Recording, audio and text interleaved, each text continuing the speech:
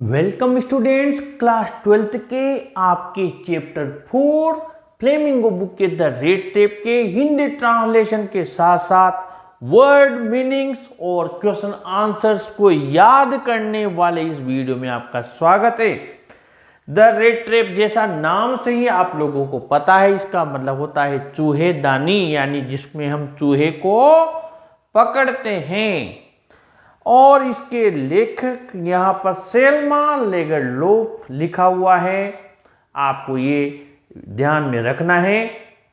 इसके ऑथर का नाम और इसका थोड़ा बहुत आपको नॉलेज भी पढ़ लेना है, जितना भी आप पढ़ सकें। वैसे ये चैप्टर इतना बड़ा है कि यहाँ पर लेखक से ज़्यादा इस चैप्टर में से ही आपके long answer type, short answer type सभी तरीके के क्वेश्चंस आने की चांसेज हैं। तो प्लीज चैप्टर एक स्टोरी के रूप में है और ये स्वीडन की एक तरीके से जो खाने हैं, उन खानों में जहाँ अयस्क निकलता है वहाँ से ली गई एक कहानी है और आप इसे एक काल्पनिक या परियों की कथा भी मानकर पढ़ सकते हैं, ऐसा लेखक ने लिखा है। लेखक भी स्वीडिश है, यानी कि स्वीडन का निवासी है। अब हम पढ़ते हैं, ध्यान से समझना। पहली लाइन से ही क्वेश्चन बनेगा, चैप्टर की लास्ट लाइन तक क्वेश्चन है। इतने सारे क्वेश्चन हैं कि आप अगर क्वेश्चन आंसर लिख लिख कर याद करेंगे तो यहाँ इस चैप्टर में से 100 क्वेश्चन बन सकते हैं। लेकिन अगर आपने चैप्टर को ध्यान से पढ़ लिया तो 100 बने या 1000 बने, आप हर क्वेश्चन का आंसर दे देंगे। वो मैं आपको बताऊंगा कौन से सिलेक्टेड क्वेश्चंस हैं और कौन से क्वेश्चंस हैं जो थोड़े उनसे कम इंपॉर्टेंट है, लेकिन क्वेश्चन कम इंपॉर्टेंट वाला भी इंपॉर्टेंट बन जाता है जब वो एग्जाम में आ जाता है। यहां लिखा हुआ है, बिल्कुल कहानी की तरह स्टार्ट हो रहा है chapter. Once upon a time there was a man who went around selling small red traps of a wire. यहां से कहानी शुरू हो रही है। अब आपको इस लाइन में क्या ध्यान रखना है, देखिए इसमें से आपके पैसेज भी, सीन पैसेज भी देता है और वहां पर आपके मीनिंग्स भी पूछता है। और इसके अलावा हर चैप्टर में आपको हिंदी ट्रांसलेशन की भी जरूरत होती है चैप्टर को समझने के लिए। तो ध्यान से समझिए। एक समय की बात है, एक व्यक्ति था जो सेलिंग अराउंड यानी इधर उधर चूहेदानियां बेचा करता था, वायर यानी तार की बनी हुई। ठीक है। He made them himself at odd moments. Odd moments यानी कि फुर्सत के पल। आप इसको लेजर टाइम भी बोल सकते हैं, या ऐसे ही जब वो फालतू बैठा रहता था। ऑड, ये ऑड मोमेंट्स, ऑड मोमेंट्स हम इसको लिख सकते हैं, ऑड मोमेंट्स। अब इसको आप LEISURE लेजर टाइम भी बोल सकते हैं, फुर्सत के पल, या यूं कहें कि आप ऐसा समय जो कि चूहेदानी बेचने के बाद में जब वो आराम करता हो या फालतू बैठा रहता हो, कुल मिलाकर आप इसको फुर्सत के समय, फालतू टाइम, फुर्सत का समय, ये फालतू समय, फुर्सत का समय भी कह सकते हैं, फुर्सत का समय। ठीक है, फुर्सत का समय ये भी कह सकते हैं, ओड मोमेंट्स। ठीक है, ओड मोमेंट्स, लेजर टाइम। और इसका मिलता जुलता मैंने सिमिलर वर्ड बता दिया। और अगर इसका आपसे एंटोनिम पूछ लिया जाए, एंटोनिम यानी अपोजिट पूछ लिया जाए, तो फुर्सत का मतलब क्या होता है, बिजी, व्यस्तता, ये पूछ सकता है, दे देगा find out the word from the passage, है ना, find out the opposite word from the passage. ठीक है, और अपोजिट वर्ड दे देगा कौन सा, ये वाला, ये दे देगा और इसका मीनिंग ढूंढिए अपोजिट। तो ये याद रखना। तो वो क्या करता था, यहां पर चूहेदानियां बेचा करता था, तार की बनी हुई। From the material he got by begging in the stores or at the big farms। अब इसको कैसे लेता था, कहीं खरीद के लाकर नहीं बनाता था, बल्कि भीख मांग कर स्टोर्स यानी बड़े बड़े स्टोर्स, दुकानों से और बड़े फार्म से वो भीख मांगता था। ठीक है, तो ये तो हो गया अब ये हो गया अ मेन, यहां से समझना, ऐसे आंसर याद रहते हैं, ध्यान से समझ लो। एक व्यक्ति था, क्या करता था, सोल्ड बेचता था स्मॉल रेट ट्रैप्स। क्या बेचता था, स्मॉल रेट ट्रैप्स बेचता था। ओके, किसकी बनी होती थी, किसकी बनी होती थी, मेड ऑफ वायर। किसकी बनी होती थी, तारों की बनी होती थी, तारों की बनी होती थी, ये ध्यान रखना। और ये मटेरियल कहाँ से लाता था, वायर मटेरियल, मटेरियल कहाँ से लाता था, मटेरियल, ये मटेरियल कहाँ से लाता था वो, ही गोट बाय बैगिंग, भीख मांग कर, बेगिंग, कहाँ से, इन द स्टोर्स और एट द बिग फॉर्म्स। ठीक है, इन द स्टोर्स, दुकानों से, and at the big forms, और एट द बिग फार्म्स। ये हमने लिखा, बिग फार्म्स। ये तो हो गया उसका व्यवसाय, बिजनेस। अब इसको आप, once there was a man, he used to sell, या he sold small rat traps made of wire, है ना, the material he got by begging in the stores and at the big farm. ये तो वो काम करता था, लेकिन इससे भी उसकी जो लिविंग थी, लिवलीहुड जिसे बोलते हैं, अर्निंग जिसे बोलते हैं, यानी रोजी रोटी थी, पेट पालन के लिए वो नहीं चलता था कार्य। It was not enough, enough नहीं था। But even so the business was not profitable. तो ये जो बिजनेस था, ये क्या था, दिस बिजनेस, यहां ध्यान देना, this business was not profitable, इतना ज़्यादा प्रॉफिटेबल नहीं था उसके लिए। यानी इसमें प्रॉफिटेबल कर लेते, इसमें उसको इतना फायदा नहीं होता था, लाभ नहीं मिलता था।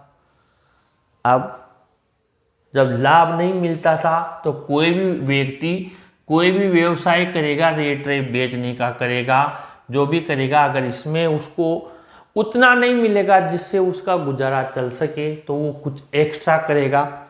अब ये फेरी वाला एक्स्ट्रा क्या करेगा, ये तो बिल्कुल ही भीख मांगने वाला व्यक्ति है, इसका कोई अलग से बिजनेस तो हो नहीं सकता। इसलिए यहां लिखा हुआ है, so he had to resort to both begging and petty theory to keep body and soul together. इसलिए वो रिजोर्ट टू का मतलब डिपेंड, निर्भर, यहाँ पर रिजोर्ट ये दिया हुआ है, यही लिख देते हैं। रिजोर्ट का मतलब होता है रिजोर्ट, यानी वो डिपेंड था, निर्भर था। ठीक है, डिपेंड था, निर्भर था। वो किस चीज पर निर्भर था, कौन सी चीज पर क्या करता था वो। इसके अलावा याद रखना, both begging and petty theory, यानी कि this business was not profitable, so he क्या करता था, ही रिजोर्ट या ही डिपेंडेड भी लिख सकते हैं आप। ठीक है, ही डिपेंडेड ऑन पेटी यानी छोटी मोटी, थ्योरी यानी चोरी, एंड बेगिंग और भीख मांगता था और छोटी मोटी चोरियां कर लेता था। तो ये जो मैंने आपको पढ़ाया इतना सा, ये यहाँ पर ये तो हो गया उसकी स्टार्टिंग का काम की। यहां से शॉर्ट आंसर टाइप क्वेश्चन दे सकता है वो कि how did the old man earn his living, कैसे लिविंग अर्न करता था। What work did he do to keep his body and soul together, अपने आजीविका, to keep body and soul together का मतलब होता है आजीविका को चलाने के लिए वो ये सब करता था। तो यहां तक आपके दो क्वेश्चन बन रहे हैं, क्या था, क्या करता था और उसका अपीयरेंस कैसा था। ठीक है, लुक कैसा था, नजर कैसा आता था? तो इसका आंसर आप लिख सकते हैं हिज चीक्स वर इन रेग्स। उसकी पूरी दशा को आपको याद करना है। हिज क्लॉथ्स वर इन रेग्स, यानी उसके जो कपड़े थे वो चिथड़े थे, यानी पूरे फटे हुए थे। हिज क्लॉथ्स, उसके जो कपड़े थे, उसके कपड़े वर इन रैग्स, ये मीनिंग ध्यान रखना। रैग्स का मतलब होता है the clothes, worn out clothes, फटे हुए कपड़े, पुराने कपड़े, तो ये रैग्स थे। और इसके अलावा क्या था? हिज चीक्स वर sunken, उसके गाल पिचके हुए थे। और जो उसके चीक्स थे, चीक्स वर sunken, यानी कि गाल थे वो पिचके हुए थे।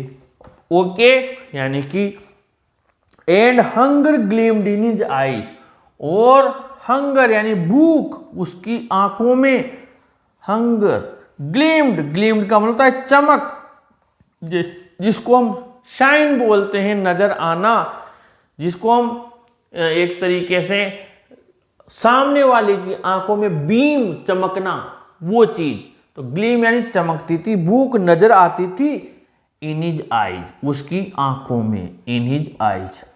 ये तो पूरा डिस्क्राइब कर लिया हमने किसके बारे में? एक मैन के बारे में।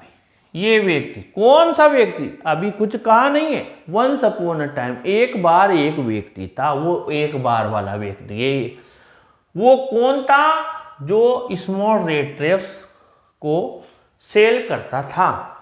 ओके, ये पैराग्राफ हमने पढ़ लिया। अब आगे बढ़ते हैं। No one can imagine how sad and monotonous life can appear to such a vagabond who plods along the road. कोई कल्पना भी नहीं कर सकता कि कितना दुखी, और मोनोटोनस का मतलब होता है, यहां पर लिख देते हैं, मोनोटोनस का मतलब होता है बोर, एक तरह उबाऊ जिंदगी, कहते हैं ना बोर हो गई यार, तो मोनोटोनस का आप लिख लें बोर। ठीक है, और उबाऊ, और एक क्या होता है? एंजॉयबल, इंटरेस्ट, जिसमें हमें आनंद आता हो। एक में तो हम बोर हो रहे हैं, और एक में एंटरटेन हो रहे हैं, एक में एंजॉय कर रहे हैं। तो ये तो हो गया इसका सिमिलर वर्ड, और ये हो गया इसका अपोजिट वर्ड, जिसमें हम एंटरटेनिंग लग रहा है हमें बड़ा ही, और एंजॉय कर रहे हैं हम, तो वो उसका सिमिलर हो गया। इसका अपोजिट तो हो गया एंटरटेन करना, आनंद लेना, और सिमिलर क्या हो गया? मोनोटोनस का बोर, उबाऊ, ठीक, अनइंटरेस्ट, यानी जिसमें हमें इंटरेस्ट ना हो। इसके बाद में हम आगे बढ़ते हैं। Life can appear to a such vagabond का मतलब होता है एक तरीके से बिना लक्ष्य के भटकने वाला। ये भी लिख सकते हैं आप, इसको आप वॉन्डरर भी बोल सकते हैं। वॉन्डरर का मतलब होता है भटकने वाला। एक तो होता है हम कहीं जा रहे हैं तो हमें पता होता है, when we know our destination then we walk, तब हम चलते हैं। when we don't know our destination then we wander, तब हम भटकते हैं। ठीक है, जब हमें हमारा लक्ष्य पता नहीं होता तो कहाँ जाना है, तो ये जो वैगबॉन्ड होता है ये वॉन्डर होता है। वॉन्डर का मतलब भटकने वाला, जहां भी शरण मिल गई, जहां भी इनका कोई ठिकाना नहीं होता है कि आज पर्टिकुलर प्लेस पर हमें जाना है, खाना है, रहना है, कोई इनका कोई एक फिक्स प्लेस नहीं होता है, तो याद रख लेना।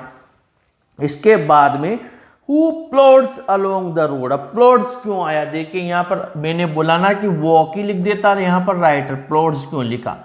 प्लॉड्स को मतलब यहाँ पर आप देखिए प्लॉड्स का मतलब क्या होता है? वो व्यक्ति, एक तो होता है वॉक करना, मैंने बताया चलता है। अब वॉन्डर चलेगा नहीं, वॉक करना, चलता है, उसको पता था ये होता है बड़ी ही थकान से भरी हुई यात्रा। थकान से भरी यात्रा भी आप इसको कह सकते हैं एक तरीके से, जैसे लड़खड़ाते हुए थका हुआ उसका शरीर है और फिर चलता है, तो रोड के सहारे चलता है। चलना इसमें भी है, लेकिन ये मैंने बताया कि इसमें थकान से चलना। Along the road left to his own meditation, उसके ही मेडिटेशन यानी चिंतन में खोया हुआ अपने आप, उसको दुनिया से कोई मतलब नहीं है, ना ही दुनिया को उससे कोई मतलब है। But one day this man had fallen into a line of thought, लेकिन एक दिन ये व्यक्ति एक अलग ही विचार की लाइन यानी पंक्ति में खो गया, अलग ही श्रृंखला में चला गया, कुछ अलग सोचने लगा। क्या सोचने लगा? Which really seem to him entertaining. अभी मैंने बोर बताया था, यानी उसकी लाइफ बोर थी। अब इसको लाइफ तो बोर है, लेकिन इस बोर लाइफ में भी इसने एक चीज तलाश ली। और वो चीज क्या तलाश ली? वो जो इसके माइंड में एक बात आई, एक विचार आया, और वो विचार इसको बड़ा ही एंटरटेनिंग लगा। अब आपको जो भी चीज एंटरटेन करती है, जिस चीज में आपको इंटरेस्ट होता है, आप क्या करते हैं? उस चीज को सोचना लाइक करते हैं, उस चीज को जीना लाइक करते हैं आप, क्योंकि आपको पसंद है। दुनिया को है या नहीं है, दुनिया के लिए हो सकता है वो चीज एंटरटेनिंग ना हो, लेकिन आपको पता है इंसान वो करता है जो उसको एंटरटेनिंग लगता है। तो यहां पर उसके रेड ट्रैप्स के बारे में सोच रहा था। He had naturally been thinking of his red traps. स्वाभाविक रूप से उसका एक ही व्यवसाय था, चूहेदानियां, उसी के बारे में सोच रहा था।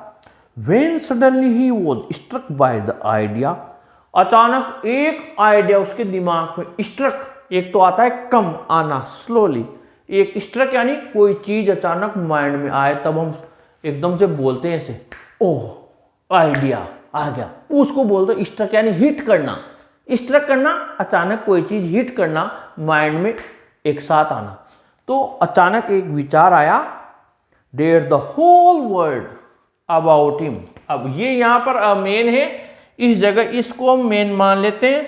और ये जो होल वर्ल्ड है, पूरा जो संसार है, ये पूरा संसार, the whole world with its lands and seas, इसमें इसकी जमीन आ गई, समुद्र आ गया, सागर आ गया, शहर आ गया, गांव आ गया, was nothing but a big red trap. इस पूरे संसार को एक बहुत बड़ा, इस व्यक्ति, ये तो है मेन, इसके चारों तरफ ये जितने भी हैं, ये सब एक तरीके से बहुत बड़ी चूहेदानी है। यानी इस संसार को, what did the peddler think about the world, संसार के बारे में चूहेदानी वाला क्या सोचता है।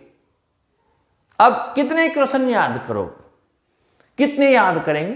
तो ये according to the rat trap seller और according to the peddler, the whole world with its, जो भी आपको याद आ जाए, क्या क्या बोला था उसने, land, sea, cities, villages, the whole world is nothing but a big red trap, बल्कि एक बड़ी चूहेदानी है।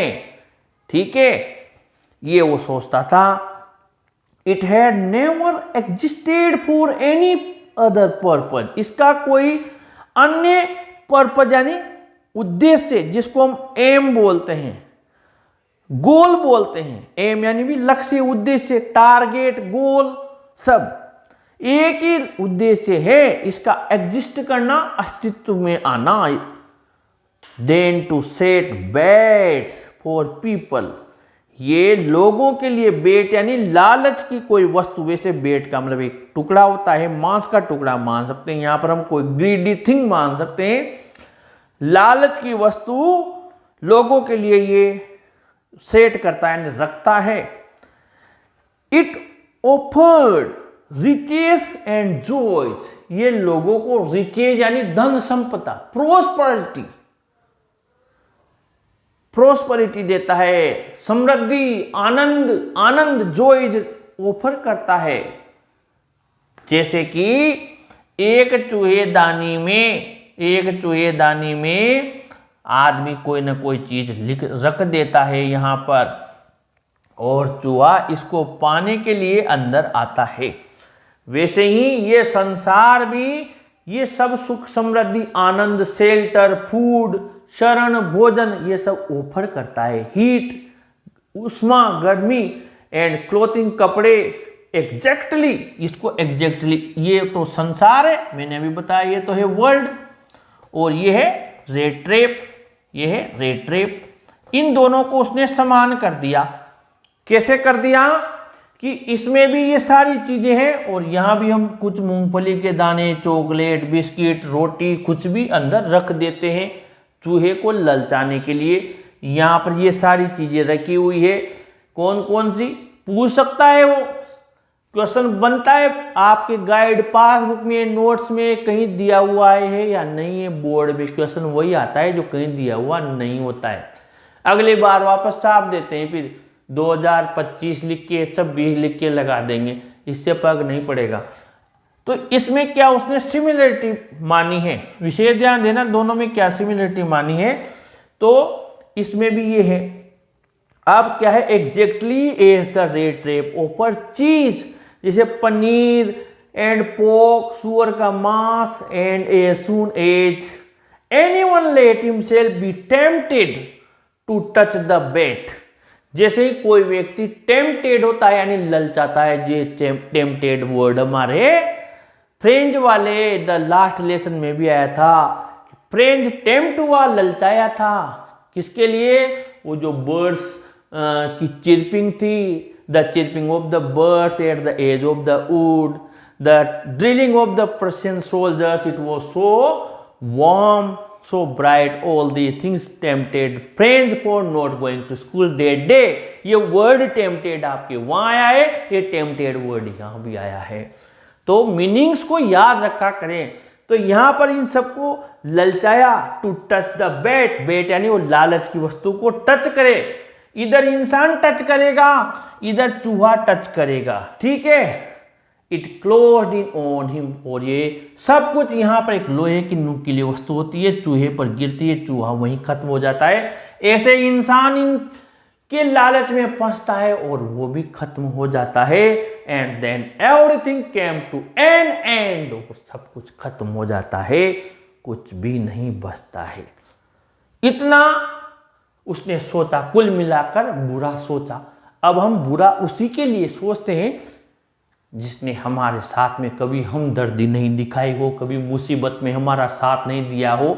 We think ill for the person who never helped her in our difficulty, in our crisis, and we feel so much happy thinking ill evil about him, उसके बारे में सोचकर तब हमें अच्छा लगता है, बढ़िया हुआ इसके साथ में, इसने मेरे साथ बहुत बुरा किया था। ये अगला पैराग्राफ इसी में है। The world had of course never been very kind to him. आगे बात, why did the peddler think ill about this world, और why did he amused by the idea the world being a trap. इससे वो क्यों उसको amused हुआ, क्यों आनंदित हुआ, क्यों उसको एंटरटेनिंग लगाई। कुछ भी घुमा कर क्वेश्चन पूछ लेगा, लेकिन आंसर यही है, the world had of course never been very kind to him. ये संसार उसके लिए कभी काइंड यानी दयालु नहीं रहा। काइंड का अपोजिट पूछ सकता है, आपको पता होगा। काइंड का मतलब आप जानते ही हो। दूसरा मीनिंग्स का आप जनरस भी कह सकते हैं, जो उदार होता है, GENEROUS, ठीक है। ये तो गया सिमिलर, और इसका अपोजिट या जिसका एंटोनिम है वो क्रूअल भी हो सकता है, जिसका मतलब क्या होता है, निर्दयी। निर्दयी होता है, ये निर्दयी आपने, और इसका मतलब क्या होता है, दयालु। यानी सिमिलर और एंटोनिम दोनों आपको ध्यान रखना है। उसके बाद में so it gave him unwanted Joy. Unwanted यानी अनलिमिटेड, अननेचुरल, अस्वाभाविक आनंद जिसकी कोई सीमा नहीं है, अनलिमिटेड आनंद दिया। टू थिंक इल, इल यानी बुरा, इविल, EVIL, इविल, इल का synonym, of it in this way, इस तरीके से। It became a cherished, cherished यानी कि मन चाहा, चाहा गया, चहेता। चेरिस्ड यानी कि विश्ड, WISHED, विश्ड, जिसकी हमने इच्छा की हो, इच्छित। पास्ट टाइम, पास्ट टाइम यानी कि एक तरीके से उल्टा कर लीजिए, टाइम पास। पास को पीछे ले लीजिए, टाइम पास यानी कि इच्छित टाइम पास हो गया उसके लिए। ऑफिस ड्यूरिंग मैनी ड्रेरी यानी टायरसम ड्रेरी, ये ड्रेरी दे दिया इसने, यानी थका देने वाली। मैंने अभी प्लॉट्स का लिखा था आपके, थकान से भरी हुई, ये दूसरा आ गया थका देने वाली। ठीक है, यहां पर मैनी ड्रेरी प्लॉटिंग्स यानी यात्राएं, to think of people he knew, उन लोगों, मैंने कहा ना जिससे आपने मदद मांगी हो और उसने आपकी मदद नहीं की हो, तो ये आ गया उन लोगों के बारे में। People he knew who had let themselves be caught in the dangerous snare, उनके बारे में जो कि जाल में फंस गए। स्नेयर यानी जाल, दूसरा मीनिंग क्या होता है? Annuity net. बहुत सिंपल होता है। वैसे जाल के और भी जो हम यहाँ वेबसाइट करते हैं, ये वेब भी जाल ही होता है, नेट भी जाल होता है। और भी मीनिंग आपको हो सकता है ध्यान में आ रहा हो, जो मुझे ध्यान में नहीं आ रहा है। ट्रैप, अभी यहाँ पर आया ट्रैप। ठीक है, ट्रैप भी क्या होता है? एक तरीके से जाल में फंसाना होता है। तो वेब, नेट, ट्रैप, ये सब, तभी तो नेट बोलते हैं। नेट नहीं चल रहा, नेट, इंटरनेट, वेब, ट्रैप। और ये इसके बाद में जो अपने आप को उसमें फंसा चुके थे, in the dangerous snare and of others who were still circling around the bait, और वो लोग जो अभी भी उसके चारों ओर चक्कर लगा रहे थे। तो कुल मिलाकर ये क्वेश्चन भी पूछेगा पक्का कि वो इस संसार के बारे में क्या सोच रहा था। तो इसका एक आंसर तो ये एक लाइन यहाँ पर, एक लाइन आपके अगले पैराग्राफ की 4th लाइन में दी हुई है। आंसर में बोल देता हूं, आप चाहे तो लिख सकते हैं।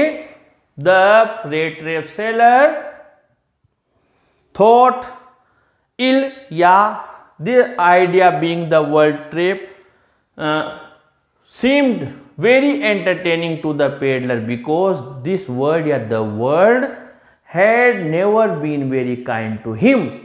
He always met sour passage. He always met sour passage wherever he asked for shelter. जहां भी उसने शरण के लिए कहा, उसको सावर पैसेज यानी खट्टे चेहरे मिले, यानी कि लोगों ने He was refused, उसको मना कर दिया गया। इसलिए ये सब चीजें सोचकर उसको बुरा लगा। तो ये संसार एक चूहेदानी है, ये मैंने समझाया। संसार के बारे में बुरा क्यों सोचा और ये एंटरटेनिंग क्यों लगा, और व्यक्ति क्या करता था, कैसी लाइफ जीता था, ये सारे आप अच्छे से तैयार कर लीजिए। हम इसको छोटे छोटे टुकड़ों में पढ़ेंगे, लेकिन इतना बढ़िया पढ़ेंगे जब इन सबको एक साथ मिलाएंगे तो शानदार याद रहेगा। वीडियो अच्छा लगा हो तो लाइक शेयर कीजिए। अगले पार्ट में फिर आपसे मुलाकात होगी। अपने चैनल को भी सब्सक्राइब कीजिए। Thank you.